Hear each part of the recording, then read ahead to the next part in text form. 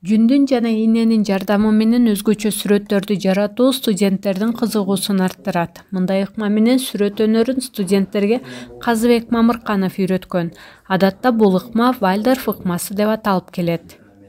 Бизде традициялык ыкма менен окутуп келатабыз да көп замандардан бери. Анан бул Германияда 20-жылдын башында пайда болуптур да.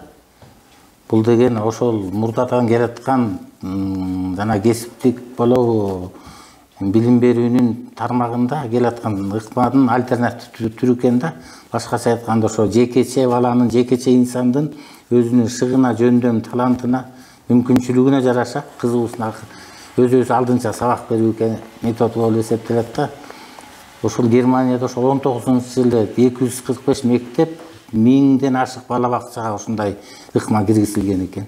Билим берүүнүн интерактивдүү, традициялык, анан инклюзивдүү методдор бар, ыкмалар. Ошонун ичинен бул азыр кеңири жайылып, өнүккөн өлкөлөрдө колдонулуп келет.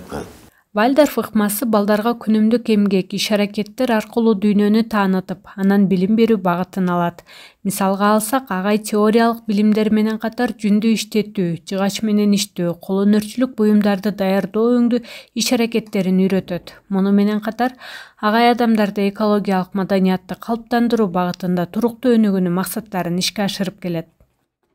Биз жактан атайын ушундай ийне менен сайма сайгандарды, мындан дагы атайын сөйкө башка эмелер жасаганды үйрөнөбүз. Азыркы биз мондай тамгаларды атайын кесип, садиктерге жана башка конкурстарга даярдап атабыз. Бул тамгаларды акчасына өзүбүз керектүү нерсе кайра алабыз. Казыбек Мамырканов Нарын шаарындагы номер 87 кесиптик лицейинде кол өнөрчүлүк боюнча сабак берет. Ал студенттерге Вальдорф ыкмасы менен бир гана сүрөттөрдү жаратууну гана үйрөтпөстөн, зергер буюмдарды жасоону, оюларды түшүргөндү, боз үйлөрдүн жасалгаларын даярдоону да үйрөтөт.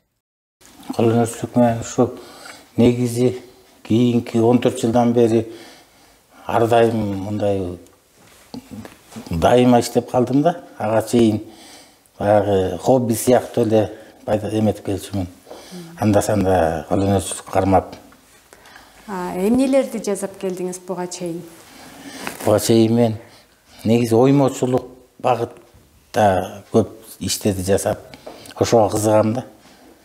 2016-жылы дүйнөлүк көчмөндөр оюнунда нарындык кол өнөрчү Карыбекова Жамбы деген эже менен бирдикте 120 баш боз үй көтөргөнбүз. Ошонун ичине 8 шырдакты бириктиргендей болгон 54 метр квадрат шырдактан анан боз үйдүн сыртында төтөгө деп коет го. Ошону улуу көч деген темада мындай жаныбарларды, көчтүн, кыргыздын көчүн оюу менен чагылдырып берген да. Ошол боз үйүбүз гран-прини алып, Нарын обласы боз үйлөр конкурсунда биринчиликти алып келген дүйнөлүк көчмөндөр оюнунда.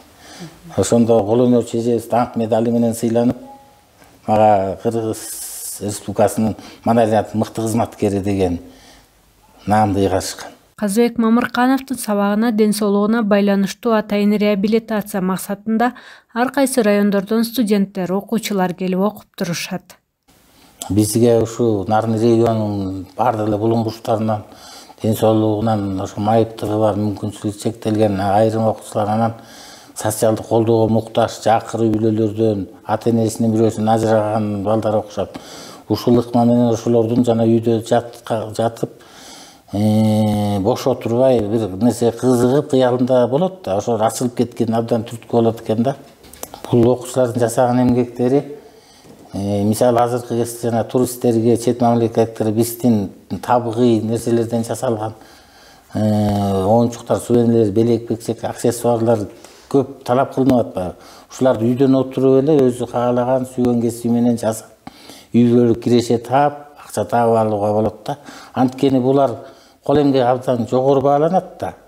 Вальдорф педагогикасы дүйнөлүк атаандаш педагогикадагы алдыңкы кыймылдардын бири болуп саналат. Ал баланын ден соолугун сактоо, ар бир балага жекече өнүгүү жолун тартуулоо маселелерин максималдуу чечүү үчүн педагогикалык жолду табууга аракет кылат.